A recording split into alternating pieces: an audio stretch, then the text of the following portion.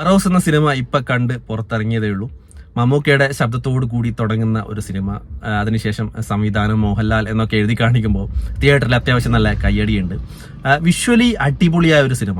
പക്ഷേ story wise നോക്കുവാണെങ്കിൽ എനിക്കത്ര ഇഷ്ടപ്പെട്ടിട്ടില്ല. ഇവര് തന്നെ പറയുന്നുണ്ട് ഇത് കുട്ടികൾക്ക് വേണ്ടി, കുട്ടികളെ ടാർഗറ്റ് ചെയ്തുകൊണ്ട് എടുത്ത ഒരു സിനിമയാണെന്ന്. പല പ്രൊമോഷണൽ പരിപാടികളൊക്കെ ലാലേട്ടനും ഇതുമായി ബന്ധപ്പെട്ട പല അപ്ഡേറ്റുകളും നമ്മൾ കണ്ടിട്ടുണ്ട്. പക്ഷെ കുട്ടികൾക്ക് ഈ സ്റ്റോറി എത്രത്തോളം മനസ്സിലാവുമെന്ന് എനിക്ക് തോന്നുന്നില്ല. ഇതൊരു പണ്ടത്തെ നൂറ്റാണ്ടുകൾക്ക് മുമ്പ് നടന്ന ഒരു പോർച്ചുഗീസ് സ്റ്റോറി, അതായത് അങ്ങനെയാണ് ഈ കഥ പറഞ്ഞു പോകുന്നത്. അതുകൊണ്ട് തന്നെ ഈ കഥയിൽ ഒരുപാട് കോംപ്ലിക്കേഷൻ ഉള്ളതുപോലെ എനിക്ക് തോന്നിയിട്ടുണ്ട്. കുട്ടികൾക്കൊന്നും പെട്ടെന്ന് അത്ര ക്യാച്ച് ചെയ്യാൻ പറ്റുന്ന സംഭവങ്ങളല്ല ഇതിൽ കാണിച്ചിരിക്കുന്നത്. വളരെ വളരെ സിമ്പിളായിട്ട് കഥ പറയുന്ന ഒരു രീതിയാണെങ്കിൽ കുട്ടികൾക്കൊക്കെ പെട്ടെന്ന് ഇഷ്ടപ്പെടും. പക്ഷെ ഇത് എത്രത്തോളം കുട്ടികൾ ഇഷ്ടപ്പെടും എന്ന് എനിക്ക് തോന്നുന്നില്ല. പേഴ്സണലി എനിക്ക് ഇഷ്ടപ്പെട്ടിട്ടില്ല. കാരണം പല സീനും ഇങ്ങനെ വലിച്ചു നീട്ടി ലാഗ് അടിക്കുന്ന പോലെ, എങ്ങനെയെങ്കിലും 2.5 മണിക്കൂർ എത്തിക്കണം എന്ന് പറഞ്ഞ് കൊണ്ടുപോയത് പോലെയാണ് എനിക്ക് തോന്നിയത്.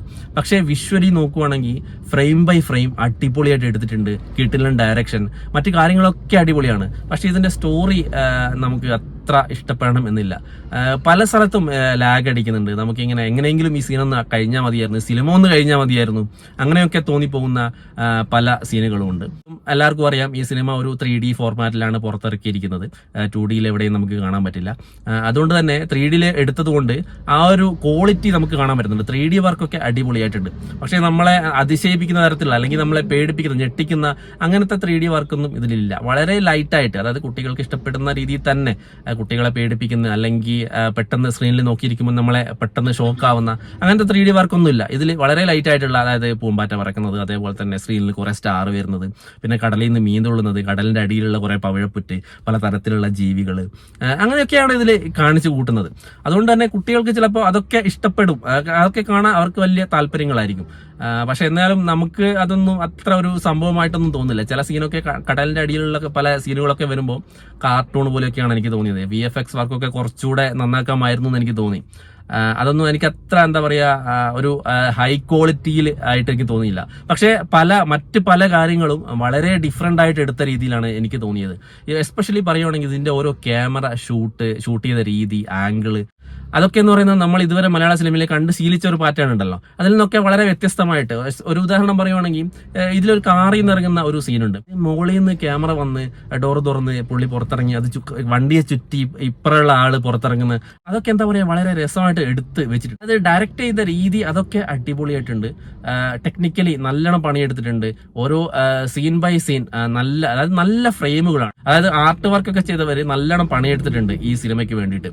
പിന്നെ ലാലേട്ടൻ പാടിയ ഒരു പാട്ടുണ്ട്, അതാണ് എനിക്ക് ഈ സിനിമയിൽ ഏറ്റവും ഇഷ്ടപ്പെട്ട ഒരു കാര്യം. ഒരു മെലഡി സോങ്, അതിന്റെ വിഷ്വൽസ് അതൊക്കെ അടിപൊളിയായിരുന്നു. തിയേറ്ററിൽ ഇങ്ങനെ നമ്മൾ ആരും ശബ്ദമൊന്നും ഇല്ലാതെ ഇങ്ങനെ അത് കേട്ടിരിക്കുമ്പോൾ നല്ലൊരു സുഖമുണ്ട്, നല്ലൊരു ഫീൽ ഗുഡ് ഒരു ഇതുണ്ടല്ലോ. അത് തിയേറ്ററിൽ നിന്ന് ആ പാട്ട് കേട്ടപ്പോൾ എനിക്ക് വന്നിട്ടുണ്ട്. അത് എല്ലാവർക്കും ഇഷ്ടപ്പെടുന്ന ഒരു പാട്ട് തന്നെയായിരിക്കും.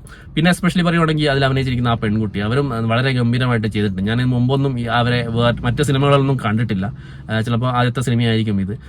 പിന്നെ അതിൽ അഭിനയിച്ചിരിക്കുന്ന പലരെയും എനിക്ക് അറിയില്ല. പിന്നെ ലാലേട്ടന്റെ കൂടെ എപ്പോഴും ഉണ്ടാകുന്ന കുറച്ച് പേര് ഇതിലുണ്ട്. എപ്പോഴും ഉണ്ടാകുന്ന പറഞ്ഞാൽ നമ്മുടെ സ്റ്റേജ് പ്രോഗ്രാമിലും യാത്രകളിലൊക്കെ ലാലേട്ടന്റെ കൂടെ കാണുന്ന കുറച്ച് പേര് എപ്പോഴും ഈ സിനിമയിൽ അവിടെ ഇവിടെയൊക്കെ ആയിട്ട് നമുക്ക് കാണാൻ പറ്റുന്നുണ്ട്. പിന്നെ ആന്റണി പെരുമ്പാവൂർ എന്തായാലും ഉണ്ടാവുമല്ലോ, 2-3 സീനിൽ ഇപ്പോൾ എല്ലാ സിനിമയിലും അങ്ങനെ വരുന്നുണ്ട്.